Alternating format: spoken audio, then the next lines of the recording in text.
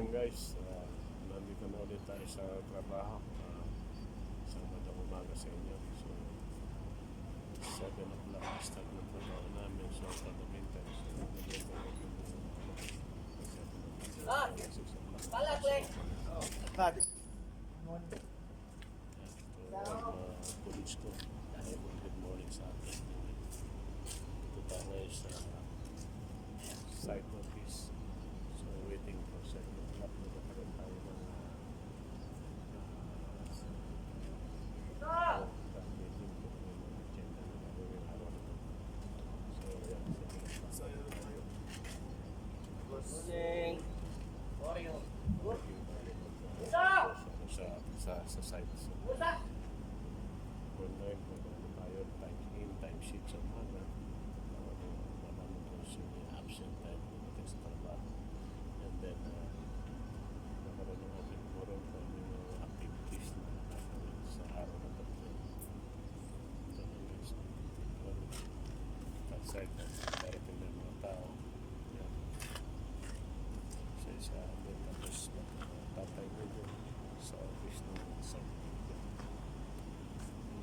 Site manager yung may impress. Balik! Break ko para rin po sa dito si Dwight. Mga dito, tapos na kami dito guys. Konti na lang. Malapit na. So, January, mga 5 months na lang. Matatapos nito na dito. Tapos na siya. Pinipinis ka na namin yung ibang ginagawa. Malapit na matapos. Break na lang yun. Kami nag-work sa may green na yun guys. Ayun yung plate sa likod ko. Ayan guys, isang maganda umaga sa inyo. Para rin po sa dito. Ito yung mga tao na yan. Okay. Time in, time out. Ayan si Alan. Ayun yung office ng manager. Napupunta yung mga tao sasaya ng time in. Yan. So, dumadating na yung mga katrabaho ko, guys. Now, time here is around 6:30. And after yun, doon kami magkakaroon ng open meeting pa ng mga agenda gagawin sa araw ito. Morning!